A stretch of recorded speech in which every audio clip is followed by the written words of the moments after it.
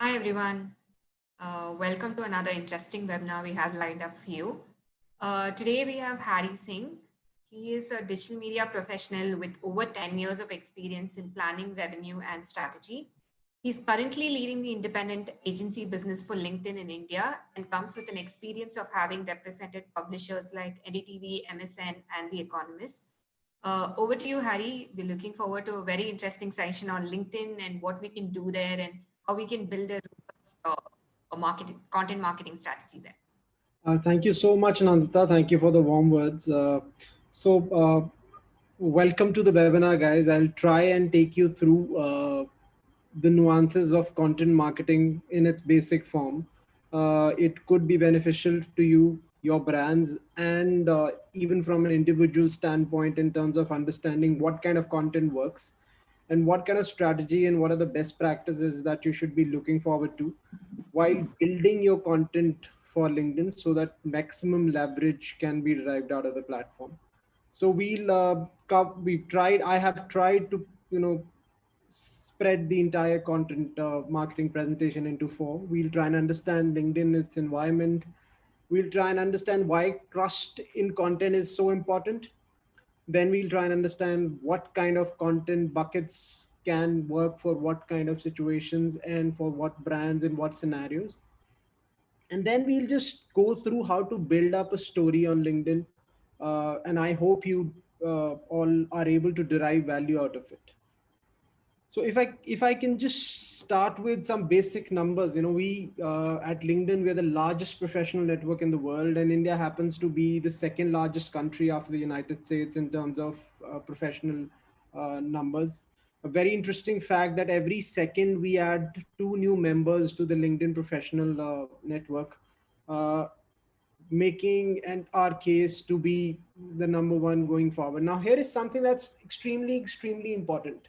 Now, unlike the perception that LinkedIn was built on, that it's a professional network for job seekers where job posting is the primary objective when you get onto LinkedIn, what we've seen over the years is that LinkedIn has sort of now moved or transitioned into a hybrid social platform where it's not only about furthering your careers by looking at job postings and making job postings, but also a medium for consuming quality, trustable content. In fact, at this very moment, 15 times more content posts are being put up by LinkedIn professionals, uh, compared to the job posting posts that are being put up, which is quite significant. And, without a doubt, 57% growth in mobile consumption in terms of the preferred medium of interacting with, with the platform. Now, again, some very interesting numbers. Again, content is something that is seeing twice the amount of traction, or year on year in terms of commenting, engaging with posts on LinkedIn, which further solidifies the case that it is now evolved into a more content led platform where job and professional engagement is supplemented by quality content consumption. In fact, what's more interesting is now that 85% of all our page views are actually based on content posts and not job related posts. Another very interesting fact is mobile continues to drive this momentous growth, still contributes to 8 out of 10 clicks that are derived for content posts are coming from the mobile screen. So it is important that we build our entire content narrative strategy, keeping that small vertical screen into the forefront. Another very interesting factor, and in fact this is something that LinkedIn was late to the game in. We a couple of years ago we ventured into the domain of video advertising and video marketing, content marketing, and now what we see is that it is sort of the driver of our future growth. In fact, it leads any other content medium by a multiplier of 3x when it comes to time spent and engagement on the platform on different content posts and parameters. Now, it's extremely, extremely important, and this is probably one of the most important sections that we need to understand and factor in when we, look at LinkedIn as part of our content marketing strategy. I'll tell you why. The reason for this is that, intent is something that drives your consumption and your receptiveness to what you read and what you engage with and what you action upon. And this is something where LinkedIn outshines pretty much its entire competition. Why? Because it's not a mindless or a casual scroll. It's a focused or an intentional scroll on LinkedIn when it comes to our users. The users are there on LinkedIn. This is something that, interpret conducted a study where they tried to understand user patterns of how or what kind of intention they reach out to, or they, engage with when they are scrolling through different social platforms. And what was very interesting that was that, LinkedIn was the platform where the focus was about furthering their career, building a better professional narrative, learning something new from the experts, increasing their knowledge base, while entertainment and, staying catch up with social life was something that was driving Twitter and Facebook, on the contrary. So that is what makes LinkedIn so unique and different and so important to your content strategy, because the intent mindset of accepting the knowledge that you gain from a platform is far higher. So Business Insider about in 2017 started doing this study where they wanted to understand users' trust and credibility matrix on different social media platforms. And I'm very proud to say that consistently we've been ranked right at the top of the pile in terms of pretty much all parameters. But what is more most interesting and most, encouraging is the factor that legitimacy of what you read or what you get on content is something where LinkedIn outshines everybody. Though there are parameters like shareability where, Facebook does better, but that is also to do with the kind of content that is being published, which is about sharing it with the social, interacting, doing a casual interaction. But what's more important is whether the trust factor is maintained in terms of when you consume a content piece on a particular social media platform, how authentic do you perceive it to be? And that's where legitimacy is a very, very important score to us. And even at LinkedIn, from a business standpoint, that's what we thrive on. It's about user trust and maintaining that user trust when we build our solutions and platform interactions. uh, to sum it all up, it don't look at LinkedIn as just a medium of putting out information around your products or your brands. Put out information that is useful to the users. Put out information that is enriching in terms of increasing the knowledge base, something that adds value to their daily life, professional life. And that's what the basic crux of content marketing should be when you look at LinkedIn as a platform. Now, this is something very, very interesting. I just randomly did a trend search on Twitter and LinkedIn yesterday, and somehow it just solidifies and points to the fact that how trends are different on social media platforms. While on Twitter it was all about COVID-19 or Kangana Ranaut with the entire Mumbai episode that's going on about Indian media and how it is behaving these days. So these were very current trends, very short-term trends that were very upbeat with what's happening today, what is the discussion around. But the trends on LinkedIn were where things that about professionalism, how you can better enhance your work life balance. The idea that I'm trying to portray here is that trends on LinkedIn do not may reflect the very current form of trends that are happening around in the social spectre, but these are trends that are sustainable, and in the long term these are trends that make a difference to you as an individual who is there on that platform to consume content or engage with that content. For example, brands telling their employees to take a holiday, articles around that medium is something reflective of the fact where it is about employees well-being, it is about your professional well-being, that is something going to eventually enhance your productivity in the long term.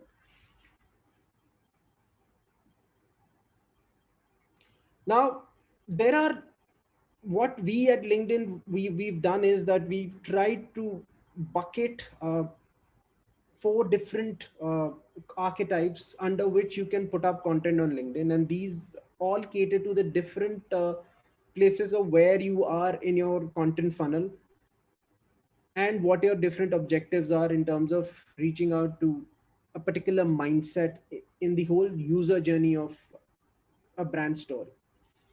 But before we do that, it is important to understand something. Now, again, I want to reiterate my point. LinkedIn users on LinkedIn are more intent driven. They are there to accomplish a particular task. They know what they are there to consume. They're looking for something that is already a preconceived requirement in their minds, and hence they are two times more likelier to accomplish that task when they are searching for that particular content piece or consuming a particular content piece on LinkedIn vis-a-vis its competition. Now, why is this important? This is important because Millward Brown study says that if you have the right intent mindset, you are almost twice more receptive to the content that you read in terms of grabbing the nuances of that content. Now, having said that, it is important that we understand that intent has to be segregated again while you're starting your content journey.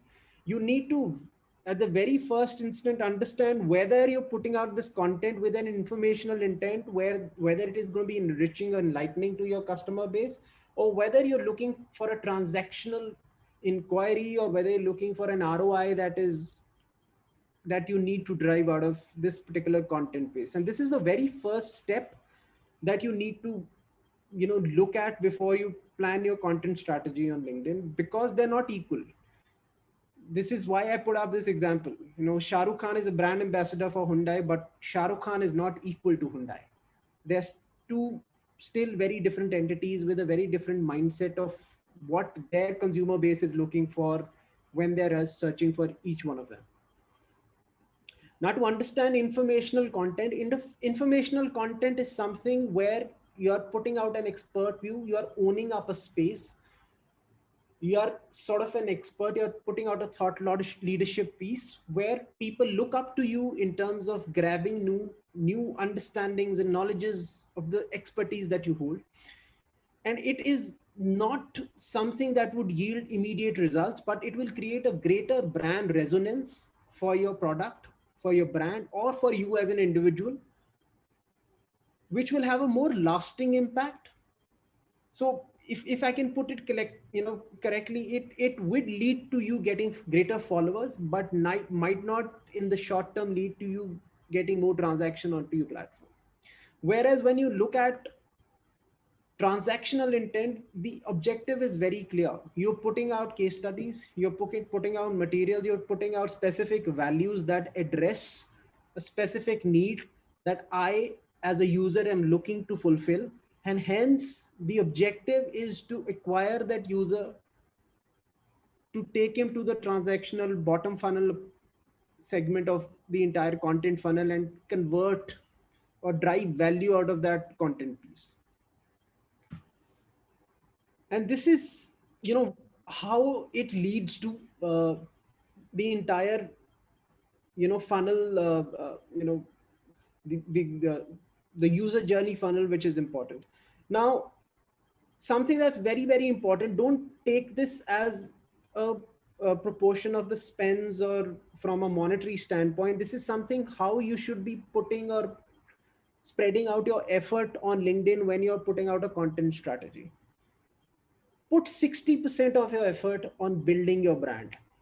60% of your effort should go into content pieces that establish your brand. It could be an individual, it could be a product, it could be a company brand, which sort of distinguishes you or puts a USP out for you, wherein people start looking up to you for as an expert in that particular domain. And that is when LinkedIn's content marketing strategy starts faring out results for you. Now, if I can give you an example, I'm sure all of you've seen the recent blockbuster movie called Bohemian Rhapsody. It was about this around this band called Queens, right? They have a very famous song, right? There's a famous song that says "We will rock you." It's one of the most legendary English songs that was ever produced. It has three connotations to it. There is this three-step beat which is dig dig dish dig dig dish, right?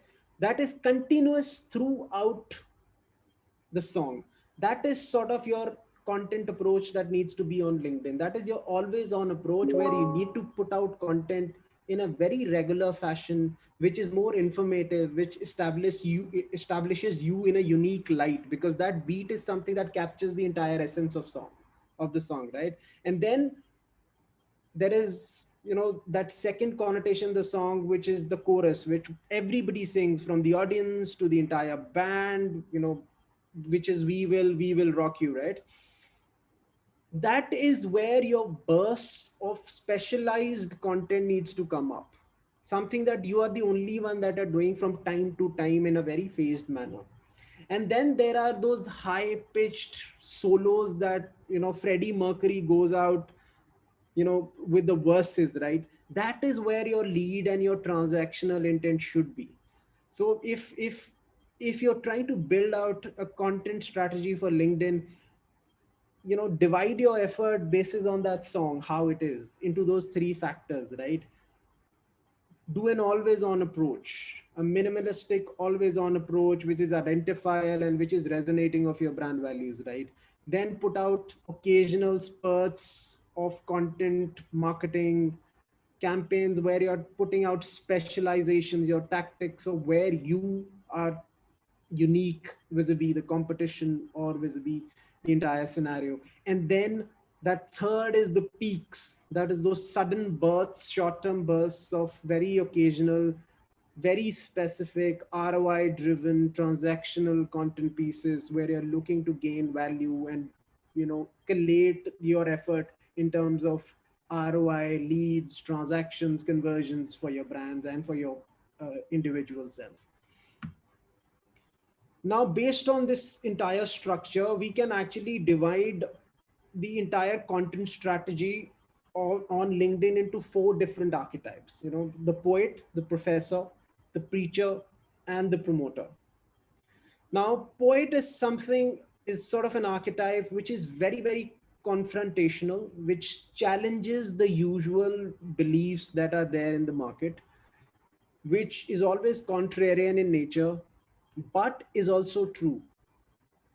So it is very philosophical. It is something that talks about a story which is larger than life. It is it works wonders when you're trying to establish or alter the image of a brand. For example, if let's say a brand is going for an image changeover, this sort of content is what will set you apart from your regular clutter. Then there is the professor content. Now, professor content is something that is thought leadership led, that is expertise led, that is something that comes from somebody who's known to be a domain expert in that particular department that he's talking about now. And then there is the preacher content. The preacher content is something that is very regular, that is something that bridges the gap between your professor and your promoter content. It is it is something that you follow a calendar on. For example, how to's, tips of the days, those micro moments, those small nuances that would keep your users or your followers glued onto your page in terms of, okay, what's going to come today, what's the tip of the day today, what is the milestone that they're going to put up today, what is that single 5 pointer how to best do this list that is coming up from a brand today. And then there is the promoter content. Promoter content is something that is very uh, that has goals attached to it, that has values attached to it, and that shows that it has worked, right? So case studies, user testimonials, uh, financial results. So these are the kind of content pieces that fall into the promoter content, because it shows that you've delivered. It shows that you've added value to certain segments, and that is why people should register themselves with you, or they should put in a lead and see how it works for you. But there is this distinction that's very important, because a lot of time what we've seen, that brands generally alter or shift between professor and promoter content, which turns out to be shifting the entire paradigm in terms of that funnel strategy. So it's very important to distinguish your promoter, professor, and preacher content from each other. And I hope you guys can draw relevance to the image. It is from Amrita Shergill is the poet that I've tried to portray here. Because she was a very prominent poet who used to write very philosophical stuff for Indian literature. Now, it's important to understand that the poet content has to be something that challenges you. It is something that has to be built up with very carefully curated structure. It has to be progressive, it has to be forward thinking. It works best when it is about future, it is about driving a change, rather than conforming to what is happening today in the scenario or in the market, right? It generally challenges your perceptions or your beliefs. It generally, the idea behind a poet content is to start a conversation, to start a dialogue. Sometimes that dialogue would have connotations which would come back in terms of slightly being aggressive, but you need to plan your poet content in a sense that you have a relevant and an answerable uh, piece, even if there's an aggressive outcome that comes out of it. Here's a wonderful example of poetic content. Poetic. So there's this ad that Payment Bank ran. It was about corporate social responsibility and how they are implementing diversity in their work cultures force. And rather than using any brand ambassadors or Airtel Payment Bank CEOs or top honchos talking about it, they let the employees talk about it. They started building stories around employees. They let their own employees talk about how working at Airtel Payments Banks has been a diversifier or a boost to their career, and how they've gotten to know about certain nuances that they were not aware of in their earlier career lives. So this kind of content works wonderfully well for employer branding. When you're trying to position a brand as a brand of choice, is when poetic content works wonderfully well. Some of the cheat sheets of what you should be looking at while designing your poetic content: always look at pieces that change the way people perceive what is happening in your industry, in a particular segment, in a particular society. Always try and look for pieces that are challenging the norms but are true. So look for facts that might look contrary to what people believe, but they are facts, they're based on facts and solid evidences of truths, right? And always look to answer difficult questions. Don't shy away from answering difficult questions or countering questions that could be a little uncomfortable for the brand to answer. That is when your poetic content works the best. And that's something that, if you understand, would actually inculcate a change in the way a brand or an individual is perceived, if he's taking up those difficult questions and is being able to answer those difficult questions in a very just manner. Okay, about that. Another very interesting example. I don't know whether you guys have seen this ad from HP. They used Christian Slater, who's a Hollywood actor, for this ad. And what they did very differently in this ad was that they tried to scare.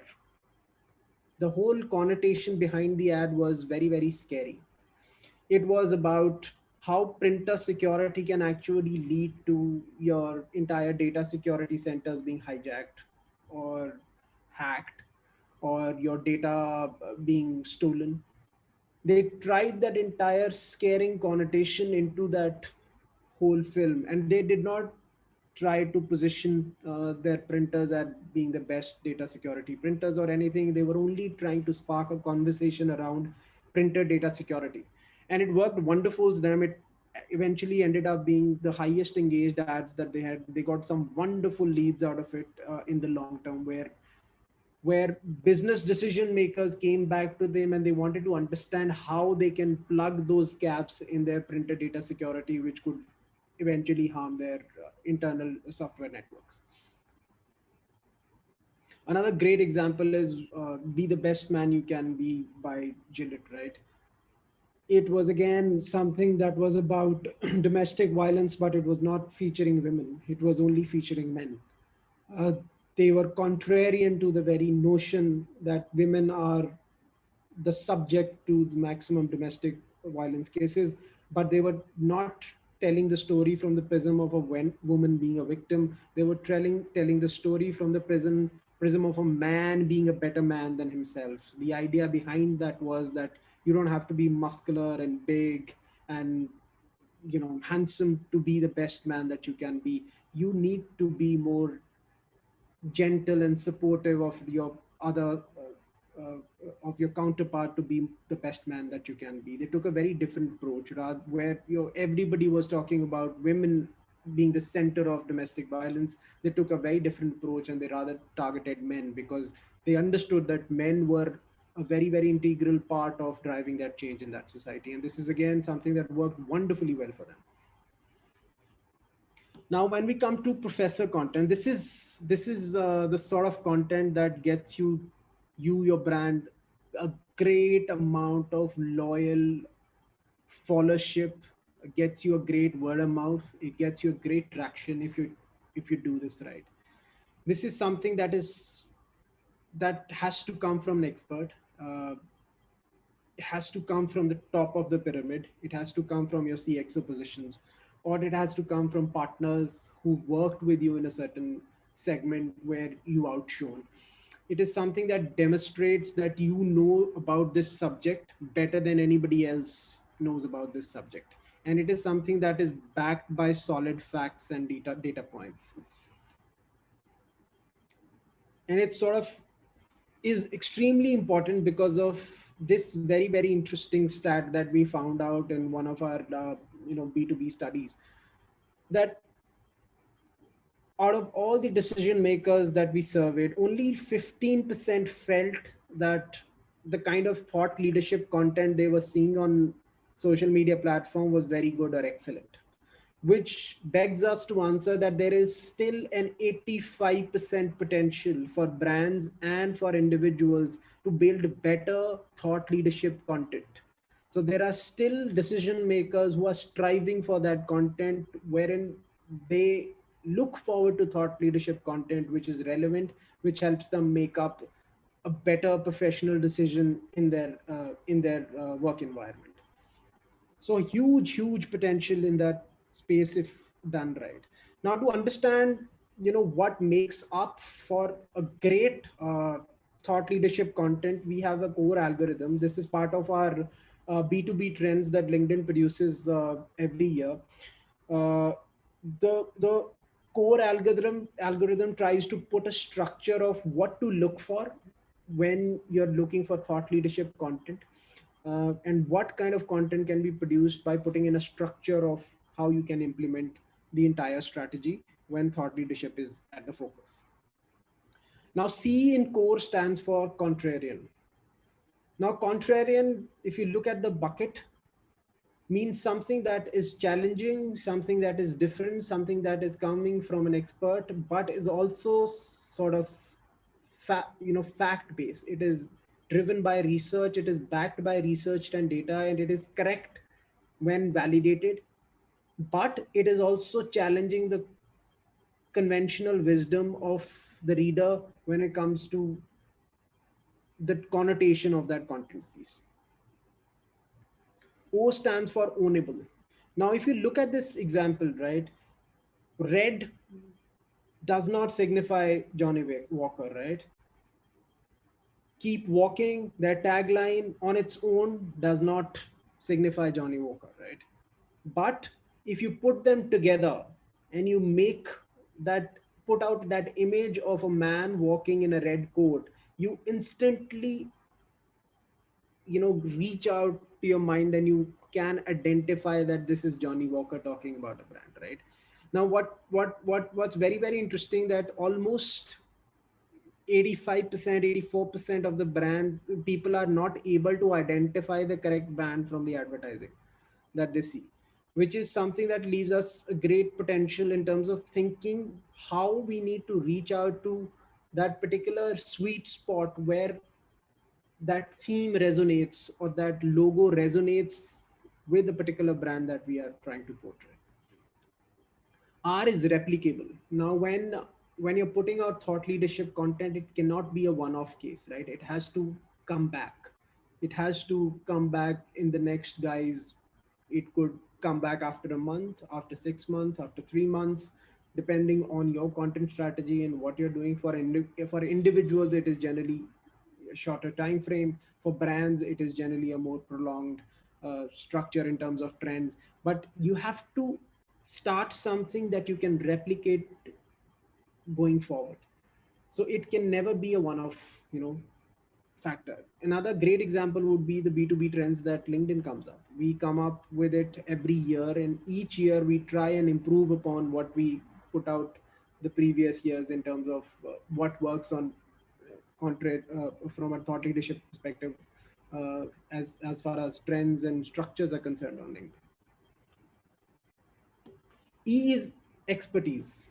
Now, I specifically put out this example here uh, because, especially when we are looking out to the buying, the buying committee, we are looking at decision makers from diverse backgrounds, and this is something that is, very, very interesting, because what we found out during one of our Edelman and LinkedIn B2B studies was that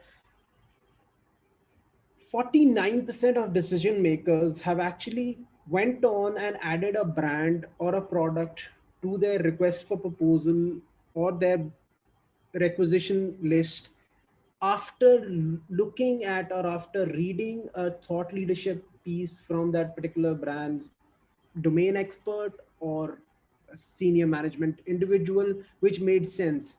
And mind you, this 49% were not part of the original requisition list or clients that they were looking to acquire from, which is very, very significant, which also underscores the fact that how important, relevant, and correct thought leadership content can be for you in terms of your entire sales funnel for a client or a brand, right? So it is extremely, extremely important to do your thought leadership or your professor content right.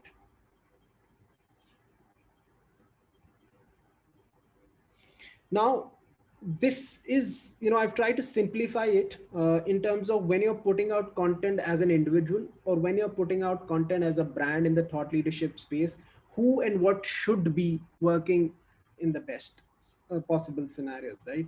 When you're putting it out as an individual, it works best when it comes from the top of the top of the pyramid, when it comes to top management from the CXO space, because it shows that it is coming from a place of experience where that person is already leading a particular organization and he knows what he's talking about. Or when it comes from employees in that particular domain, for example, if an IT employee is talking about how this IT infrastructure is going to strengthen your data security structure, it makes more sense than a vice president operations talking about it. Or when it comes from domain experts, right? For example, if it comes from a name who is a data science expert, or somebody who is known for being a brand evangelist, right? Now, on the contrary, when a brand tries to put out thought leadership content, it has to be backed by data. It has to be backed by numbers. It works best when you're putting out percentages, when you're putting out growth charts, and when your partners are talking about it. For example, TCS partners with KLM. And when KLM talks about the expertise, what TCS drives to that relationship, that thought leadership content is something that works best, or something that works, that comes from a research domain. Again, something that has a solid pool of responses behind it, that has a backing of data points that can be validated. Now, within the thought leadership space, there are there are four different types of thought leaders that you can look out. These are some Indian voices based on the 2019 influencers list that we had, which I'll try and segment into the different domains of thought leaders and how their content varies from different from each other. The four different are mentor, visionary, advocate, and guru. Now, look at Amit Somani, right? He's somebody who comes from a space where he's putting out a lot of mentorship content. He's giving out a lot of advice based on his experiences of how to further your particular business, or your further your individual growth, or how what kind of content, what kind of talent you should be looking out while you're working on different domains. While somebody like a Shefali, she's a journalist. She comes from that credential where she's making predictions, she's doing commentary on on financial results. She's putting out facts, and she's putting out graphs and data points and percentage points, and she's talking about numbers. When you look at Kiran Bedi, she's an advocate in the sense that she imbibes what she's preaching, right? She's a living epitome of what she's putting out on Twitter, what she's putting out on LinkedIn, specifically in the domain of corporate social responsibility or philanthropy. She lives and breathes those values. She's imbibes those values, and hence she's an advocate of those values. And then we come to the guru, right? Now, here is somebody who will give you tricks and pointers on how to succeed or how to do things in a different manner, or who would give you hacks or tutorials, and who will tell you that you employ these five strategies and this is going to lead to this, or who will tell you that this is what you should be looking for while launching a new product or a new brand. And hence the connotation guru. And it now, let me clarify this very this thing here. It is possible to be more than one, have more than one traits of a thought leadership into one particular person as well. Now look at Pierre. Now Pierre, who's the chairman and CEO of Accenture, he's somebody who imbibes three different connotations or three different archetypes of the thought leadership, right? He puts out visionary content. He puts out a lot of philanthropy content that he is part of, a lot of initiatives that he takes up, or values that he advocates. And he's also putting out content that is in the mentorship domain. So it is possible for one single leader to reflect more than one traits of a thought leader. Now, another very, very interesting thing that I wanted to highlight is that, ensure that your thought leader is not all about gyan. It also comes from a place which kind of engages people. Now, here are a few examples, right? Pennery Price, who's the vice president of LinkedIn Marketing Solutions globally, he used to do these walk to work videos every day when he was walking from his apartment in New York to the LinkedIn office uh, at the Empire State Building. And they were extremely, extremely popular because he was just simply holding a camera in one hand, his umbrella in the other, or his bag on the other shoulder, and he was talking about things that today he's going to imbibe into his work journey. Or look at Manu Kumar Jain, something that he does wonderfully well, right? He does tear down videos of his own products, right? This is something that reflects to the users or to the audiences that as a leader he believes in the quality of his products, that he's willing to show the basic uh, components of it in the flesh, right, without any filters or any sub filters or any um, curtains to shelter anything, which kind of derives the notion that he believes and he's proud of what he's making, right? Now, another very interesting thing that Lenovo did some time back was that they did these video series where they were asking very, very tough technical questions to their IT experts. And they were asking these questions to people when they were in a very difficult situation, whether they were given mild electric shocks or they were being hit by balls, but they were answering correctly. The idea behind projecting it was that our experts are so imbibed in their knowledge, they know it so well that no matter what, how difficult a situation you put them in, they'll still be able to give you the right answer, right? So that's what reflects the confidence or an expertise view that a thought leadership uh, individual needs to, or a content piece needs to have. Now we come to the preacher content. Now, preacher content is something that you need, that kind of fills the gap between the professor and the promoter content. It is something that will keep your audiences, your followers engaged while they transition from looking at your brand in the light of being an expert and eventually converting down the funnel as your eventual end clients or your followers, or whatever the intention of that transaction being is. Now, this is content that you put up on a very regular basis, right? Always have a calendar of your preacher content. Make it very, very simple.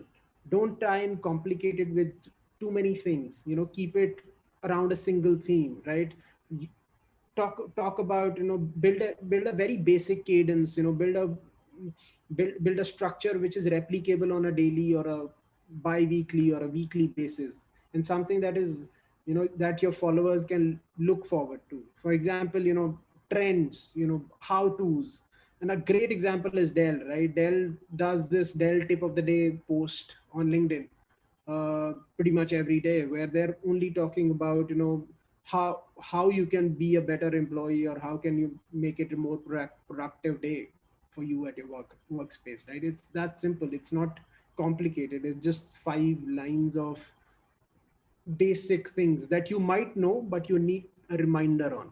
So it's always establishes a fact of a brand being there for you. For example, they're just being a friend of reminding you things that I'm sure most of us already know, but they're just making an effort to project whether that they're there, and they're just trying to second that notion that we are taking forward.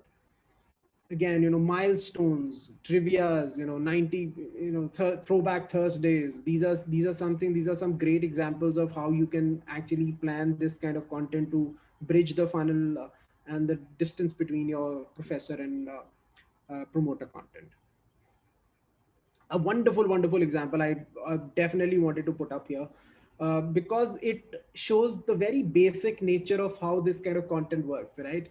Now, here is an example where Netflix is even answering the very silly of questions that are coming from their employees, right? Now, look at the first example. He's just simply asking that, is there a job where I can just binge watch for hours and just give feedbacks and get paid, right? And though it's a very silly question, but they're still taking out the effort to answer that question, right? They're still engaging with that person, giving it a personal effect. So it's extremely simple. This is a great example of how you can actually keep your followers, your brand custodians, your your target audience is engaged on a very regular basis, wherein that top of the mind brand recall is maintained in terms of very simple things. Et money is some, they do these posts regularly where they're not even worried about ownership in these posts, right? They're partnering up with third party experts. They're putting out experts from the interviews that they did with these individuals, just picking out key connotations and notes from these interviews and putting it out as posts, something that would be important to Et money followers and users, right? So very simple things, but bridging the gap in a very beautiful way. Google does it very beautifully regularly, wherein they're doing Tuesday tips, right? They're giving you simple uh, how to's of how their products are making your life better in a very simple format, right? There's some these are things that most of us would know but might have put them back at the back burner in our brain, right? Which is not in the very top frame of mind in terms of operating with these products. So some best practices that you need to look out for: always have a calendar, always be regular with putting out your preacher content. Look for short form content. Don't make it very wordy, don't make it long, don't make it complicated. Tag your employees, use your employees, try and build an organic scale to them. Think about content that is important to your users or your followers, that would give them even the slightest of help in their daily routine, right? Always be regular. Try and position your preacher content in between your poet, professor, and promoter content. Try and use this content as a bridge gap in terms of keeping everybody engaged, so that the activity is there.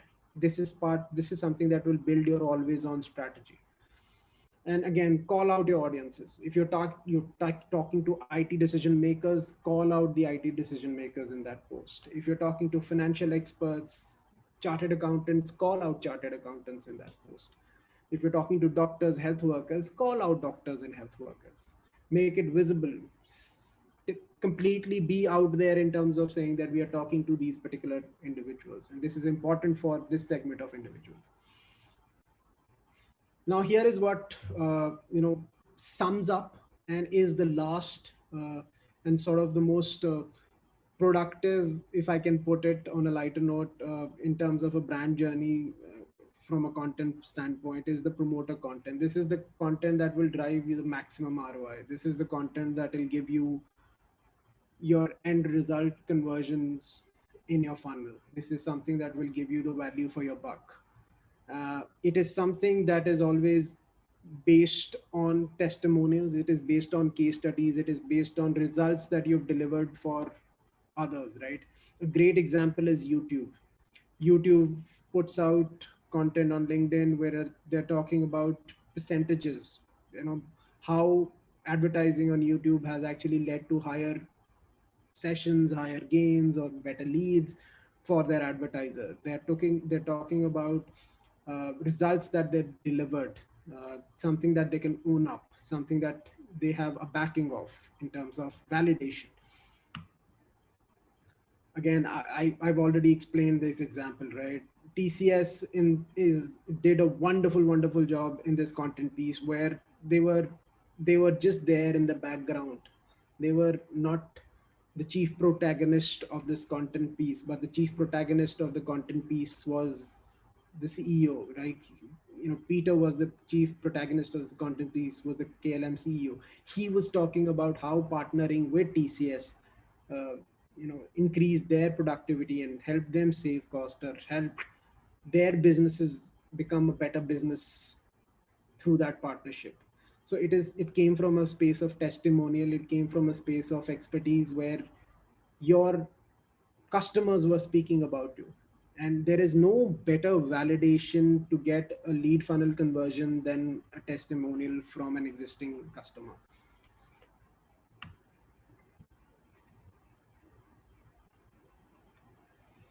Yeah, so upgrad, right? Another great example. They lot of times what they do is they give out some content information, some educational information for free, right? They're not gating it, they're not charging for it, they don't want you to register for it, but it eventually leads to better results for them. They help their audiences, their followers build their resumes, right? They help them in building a better career profile, but they're not putting conditions to it. But having done that and having built that credibility, they understand that the conversion will eventually come back, but they're creating dependencies, right? So it is important that you create dependencies, you show that dependencies are important. Another best practices for this kind of content is always keep it simple, right? Great example, Nutanix, the only tagline that they use is Enterprise Cloud 101. It is talking about cloud computing, very clear. It is talking about enterprises, bigger organizations needing cloud computing, very, very clear. And it is talking about the basics of it, very clear. So always think of clever, simpler taglines that work visual. So here is a checklist which we need to keep in mind. What kind of content works, or what kind of content falls into what domain in a better place. I will not take you guys through it. I've already talked through it, but I will be sharing this presentation with the team later. So I'm sure you guys can refer to this checklist in terms of planning your content strategy and which bucket falls, what content parameter. Now now that we've understand that there are four different archetypes and how you need to build your entire strategy, let's try and understand how to build that strategy, how to build that content on LinkedIn, what basic steps to keep in mind while you're building that content, right? Now what actually, something that works as very, very simply is this benefit ladder. Note this down. This is something that clearly sums up what you should be looking for when building your content strategy or your content post. Always start with with your target audiences and the insights that they would you know need out of it, or what you want to what who do you want to reach out to, what is the objective behind building this content piece. Then think of those product features that would help you achieve that objective, that would resonate with that particular target audience. In step 3, look about the think about the benefits or the values that those features would drive for your audiences. Put yourself in your target audiences and choose, and ask yourself that if I actually download, let's say, this product and I use this feature, what benefit will it drive for me? What will I get out of it? How will it change my life? And the very important and the last factor is that always try and pick an emotion that you want to target. That emotion of happiness, that emotion, that very simple, basic human emotion that you want to target. Let's pick an example, right? Let's say Paytm. Let's say Paytm wants to, reach out to B2C consumers. They want more downloads for the Paytm app. They want users to start using, Paytm for their bills and all. So what features would they highlight? They will highlight that there's one single domain and platform where you can use, you pay your PTM, you pay your DTH bills, your electricity bills, you send money to your friends, you transact, you buy stuff, right? What is the functional benefit of it? The functional benefit is that you don't have to scroll through 10 different sites. You don't have to go to different domains. It saves you a lot of time, right? Time is that functional benefit. Now, what emotional quotient does time lead to, right? It gives me more bandwidth for being me, or spending more quality moments with my family, or whatever is important for me, right? It could be playing more strings on the guitar, it could be going out for a drive, it could be cycling, it could be exercising, it could be playing with my son or my daughter, right? So that is how you build your content piece. Take it through this benefit ladder structure, go through these four processes, and eventually lead to an emotional factor, right? Hit that emotion on the note of what emotion you're targeting.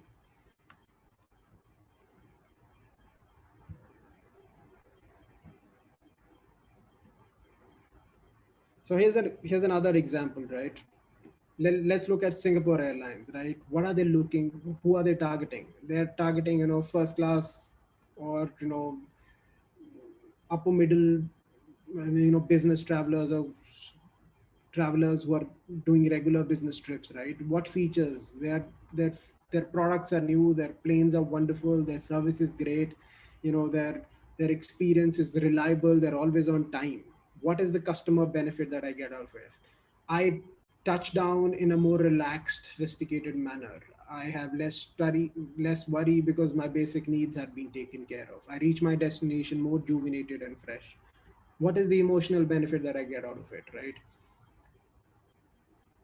That I've been there, I've reached there, I've been cared for. I feel happy when I get off. When I feel get off, I have less things to worry about, and hence I can focus on, you know, taking my day ahead in a more relaxed and a more pampered and a sophisticated manner. Another very important factor, mostly what brands try and do is, or individuals we try and do is, we try and gate our content because it is the easiest way of tying it to a ROI funnel, right? Most of the times we don't have, generally, for SMB brands and smaller brands, and as individuals we don't have the bandwidth to, partner with a tech partner who can actually give me a, end funnel conversion ratios, or try and tie my branding spends or my content spends to the eventual ROI that I get. So what do? We basically try and gate our content. We'll put out a banner which says that, give us your email ID, we'll send you a particular document. Give us your phone number, we'll send you this particular, or we'll add this value to your service, right? But what we've seen that on LinkedIn, ungated content works far better than gated content. In fact, 37% or almost 40% of the buyers are less likely to consider a vendor that is gating their first piece of content. And this is extremely important in the initial phases of your funnel. For example, when you're putting out poet or your professor content, don't gate it. Let it be out there for free, because you're trying to build up your brand's presence. You're trying to build up a loyal follower base. You're trying to build up that reputation for your brand. Now, a great example for this is something that, we've been witness to. So Dartner did these two campaigns with us, wherein first piece of content that they put out was gated, and the second piece of content that they put out was ungated. And the difference in performance, that they improved their performance by 175% when they put out ungated content, in terms of even getting queries and results out of, or engagement matrices out of their campaigns, with the same kind of CTAs, the same creatives. The only difference was that in the first creatives and the first CTAs, in the first phase of the campaign, they tried to gate their content, while in the second one they started giving out for free without being gated.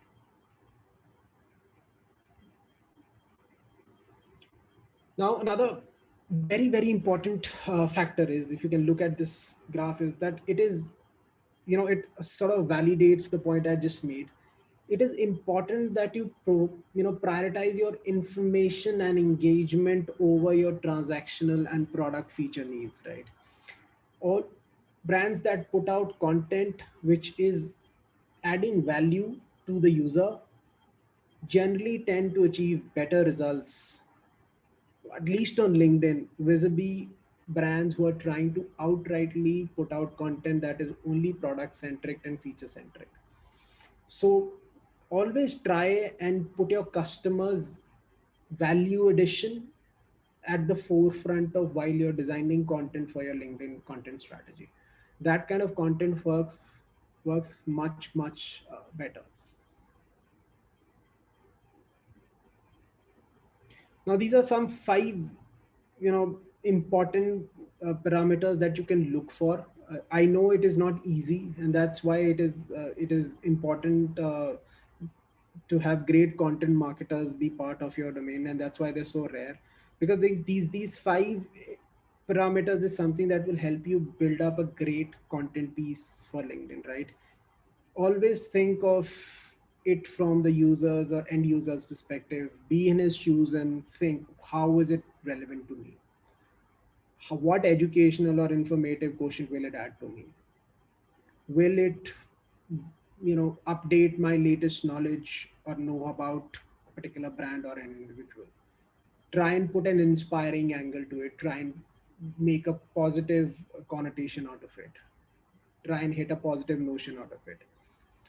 And then also try and figure out whether it will help me upskill as a user, or whether it will add some value in terms of me, improving my professional or personal skills.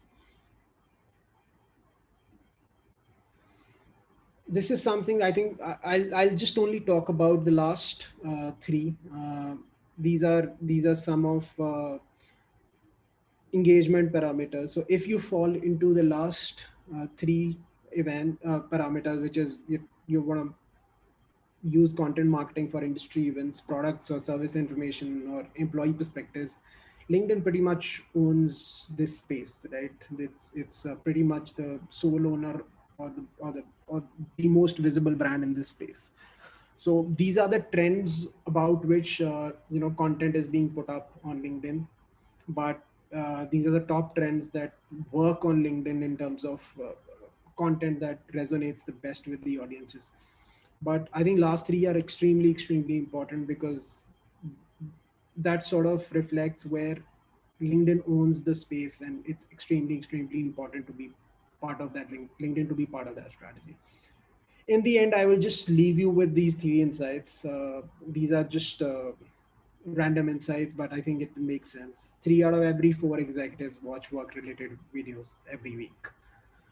40% of people globally use messaging apps by 2023, and LinkedIn India has 2.3 million mass affluent professionals for you to tap into.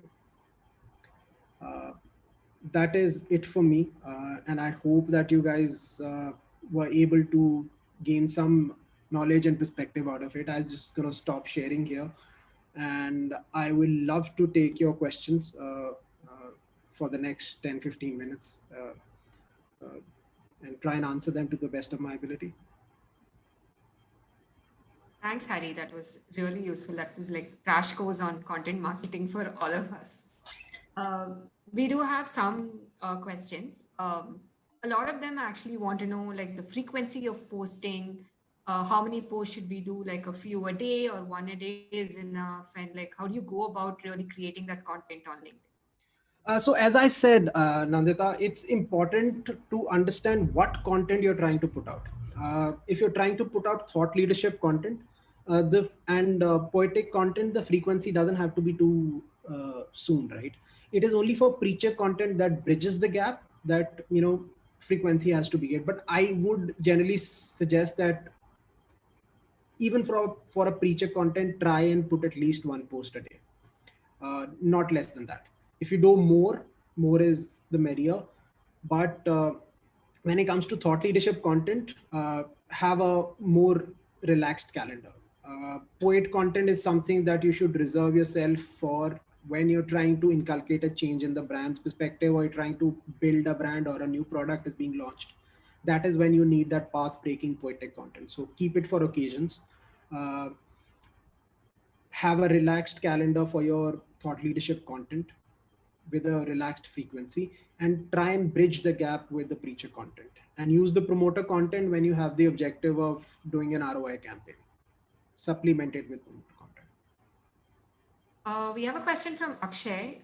He wants to know what kind of content, like how do you know what kind of content is trending on LinkedIn, or where can we find the right topic to post on LinkedIn? Reach out to your account managers, and to me, I'll be more than happy to give you that information. But you can actually there is I mean, you can actually, what you can do is, there are multiple ways of knowing it. One way of knowing it is that when you go into the LinkedIn dashboard, it can actually give you a fair sense of idea that what kind of content your followers are consuming, right? What's Right. working for them. The other is something called a content manager score, right? Which is something you can reach out to any of your LinkedIn account executives or managers. This is a tool that they have access to. Give us names of 10 competitions, and we'll give you a content manager report, management report, which will tell you where your brand or you stand vis-a-vis your competition, whether it's a mid in the funnel, or whether you're towards lagging behind in terms of what your competition is doing. And it'll also fairly give you a sense of the idea of what kind of content is working for them and what you should be more putting out there. Got And it. even from a promoted standpoint, the top navigation bar, you go to a brand's pick up any brand page, you look at their top navigation bar. Under more, you'll see an option of ads, so you can see what kind of promoted content they're putting out. So you'll be able to see their entire content posting there. Sure. A few of them also had questions on LinkedIn Live, and some of them also have the view that it's not as user friendly. Is there any particular qualification that your page needs to have to be able to go live at There is no qualification. Unfortunately, the only qualification is that it has to be whitelisted once. It's not a free for all solution as of now. That's to do with the fact that the moment we launched it, the entire pandemic situation hit us, and the demand suddenly went through the roof. Uh, so once you whitelisted it, there are a certain list of approved partners that you can use. In fact, now Zoom is part of that list. If you have a Zoom subscription, you can use Zoom to go live on LinkedIn Live as well. If any of your clients is looking to get a whitelisting done, reach out to me. I'll try my best to get them whitelisted for them. Another question we have is about startups and for healthcare both. What kind of content works best and what strategy they should be using? Uh, it is it's very difficult for me to put the startup ecosystem in one single bucket. I think it is important that you reach out to me with the startup's name and what kind of domain they're operating into. Based on that domain, the trends would differ and the content patterns would differ. So I think it's a very subjective question. I'll be more than happy to discuss with the team on an individual basis. Very difficult for me to give a holistic answer to it because there's no single content that works for everybody. Yeah, and startup is a huge term as Yeah. well. The other one was the healthcare space. Is there any tips on how to go about planning for healthcare? See, the basics remain the same. So there is no shift for basics. The first thing that you need to do is you need to see what your competition is doing. You need to see what is working for them.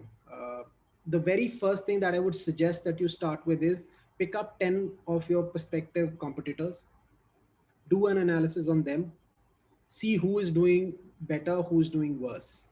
And once you've done that analysis, then start building your content strategy if you're new to the healthcare space. I think that's very, very important. That's step number one. And that's what you should be doing. Sure. Another question from Janet is there is a notion that LinkedIn is better for B2B platform than a B2C platform. Would love to hear your thoughts on that. Uh, I would neither deny nor endorse that notion. See, for B2B, definitely LinkedIn is a better platform. But you cannot completely rule it out for B2C. Specifically, when you're talking about HVC domain, right? So high value purchases, LinkedIn works wonderfully well, even for brands in the real estate space, where some of the results that we are getting are staggering. Luxury purchases, even automobile is one of our top three spenders. So it is important that you understand what you're trying to sell and what's the ticket size you're trying to sell and how that user journey is going to be. For example, if you're selling an Apple iPhone, LinkedIn makes all the sense in the world, right? But if you're trying to sell a budget smartphone from Xiaomi, then I would not personally also recommend LinkedIn because I think that ticket size and that audience mindset and the target audience is very, very different. And hence, I think it makes sense for B2C as well. But I would agree with them to the extent that not every B2C product is made to be advertised on LinkedIn, especially when you're looking for ROI. When you're looking to Good. build your brand, I don't see why not. I mean, Yeah, I think even we've seen from an agency side for certain brands, B2C as well, it has worked quite well. We have a question from Hiren about what is the ideal length of the content that's good for a preacher content. the shorter, the better.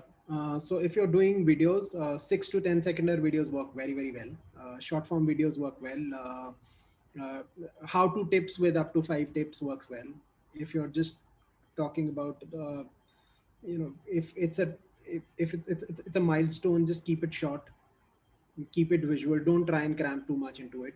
Preacher content is something that has to be very simple. Doesn't have to put out a lot of information, just has to give you information that is enough for me to sustain for the next 2 to 3 days, right? If I can put it right.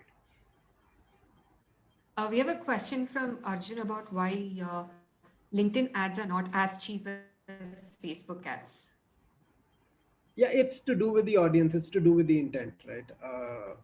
When you're advertising on LinkedIn vis-a-vis Facebook, the intent mindset is completely different. The kind of targeting that you're doing is completely different, right?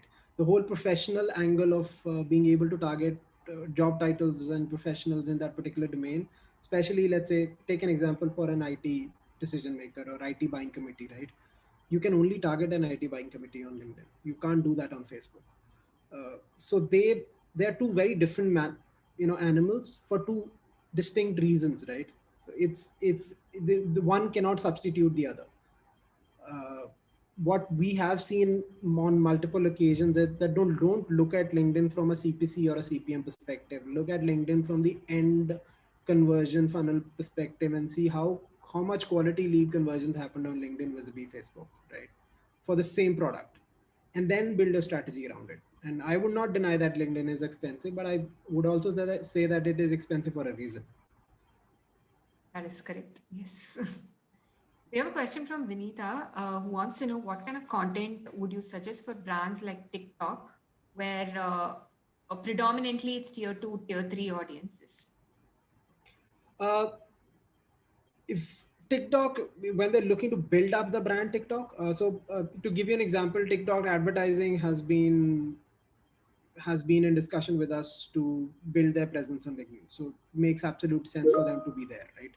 But if you're trying to reach out to consumers for app downloads, I would not recommend LinkedIn as a platform. But when you're looking at LinkedIn building its brand presence in the brand community or the advertising community, it makes all the more sense to be part of that LinkedIn. So it's important that you make that distinction. Which division and which segment of the brand are you trying to advertise, right? And accordingly you should design your strategy. So from TikTok B2B makes all the sense in the world. In fact, all there are some wonderful case studies from the likes of the Hotstars and the Z5s of the world who've taken that route on LinkedIn and have worked wonders for them. We have a question from Tarun about who do you think are the best people on LinkedIn, individuals and entrepreneurs? Tarun, there are a list of 500 individuals who are designated as official influencers on LinkedIn. Unfortunately, none of them is open for monetization because when we set up an influencer, for example, Narendra Modi is one of them. R. Chandrasekharan, the TCS boss, is one of them, right? So these are the kind of individuals who are part of our influencer list, but they are there as influencers in their personal capacity in terms of building the narrative that they are trying to build for their clients. We do not encourage monetization of influencers if that is the thing that you're leading up to. So that's how we are different. And the reason for that is that users are first for us, and that's what's worked for us, and we like to keep it that way. There are a couple of questions around like posting blog posts. How good is it? Does it work or not? It does. It does. It absolutely does. So blog posts work well for professor content. It works well when they are driven by research and sciences for even promoted content. So they work well for both funnels, even in the brand awareness space and even in the transactional and ROI space. So they work well. Blog posts. We have one question from Natasha on how do you find relevant hashtags and what is their role? Uh, See, relevant hashtags, you find it the way that you find it on any other social platforms. It is just that hashtags on LinkedIn are slightly different. So you can't implement Twitter hashtags on LinkedIn. You can't because as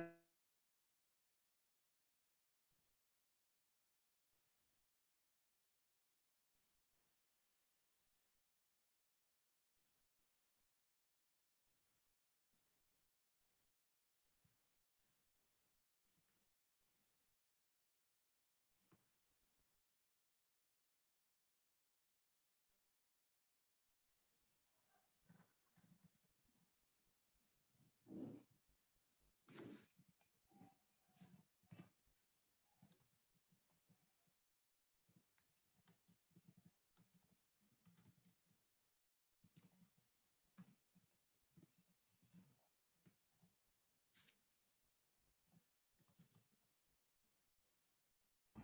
Am I audible?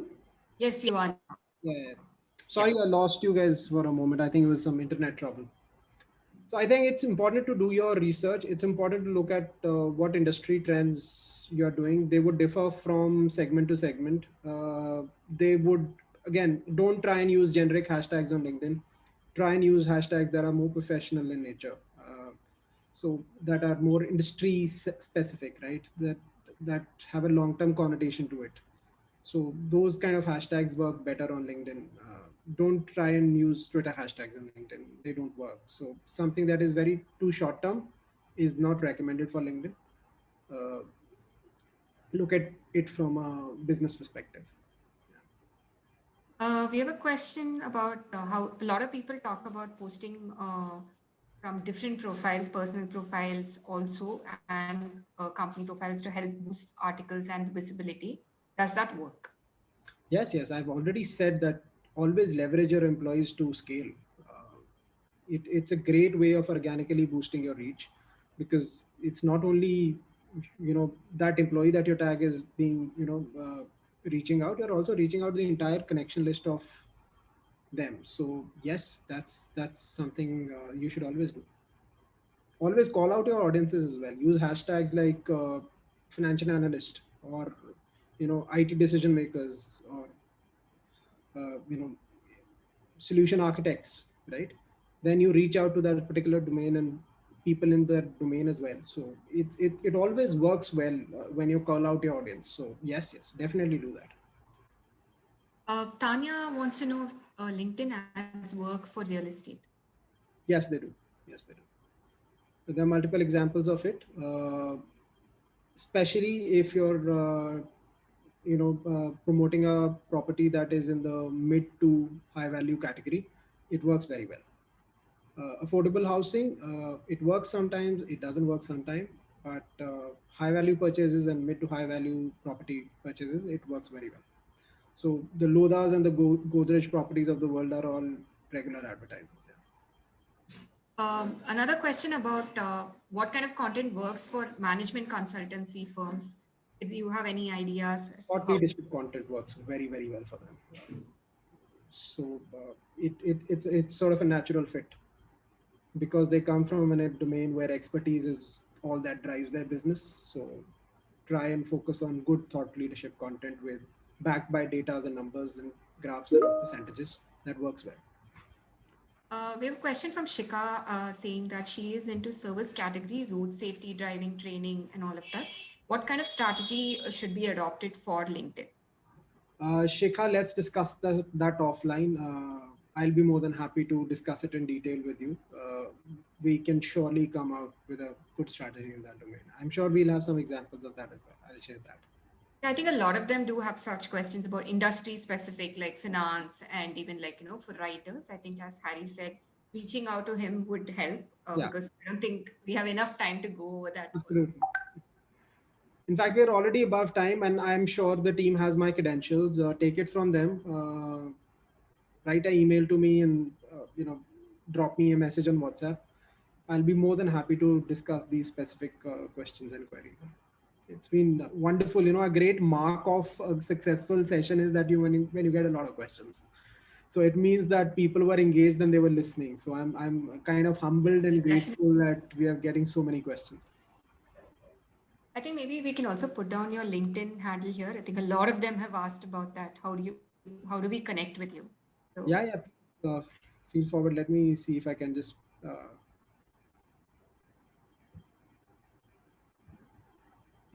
I mean, I can put it as well. I can just drop that here. We can. yeah, yeah. Community's done that, yeah. Feel So free to do that. That's fine. everyone asking, you can connect with Harry here. Probably drop him a message and he will be happy to. Yeah, yeah. I'll just. In fact, yeah. Wonderful. Please feel free. Thank you so much, Harry, like taking out such a long time. We've also gone over mark, as you said, taking out that time to explain to us in detail about with case studies, examples about how we can go about LinkedIn content marketing. Thank you so much for all the time and the patience for answering each and every question as well. Yeah, Pleasure's all. Thank you so much for inviting me to be part of this. Always a pleasure to interact with an audience that is engaged and is listening and is responding with questions. So I'm grateful, I'm humbled, and I look forward to a lot of queries from you guys. And hopefully, I think I'll be eligible enough or capable enough to answer them all. But if I'm not, I'll try and pull in somebody who can. So that's something I can promise. Thank you so much, Hari. Thanks, everyone. Thank you guys. Pleasure. You can also put on the feedback form if everyone can just take a minute to answer that as well. It'll be really useful for us. Thank you.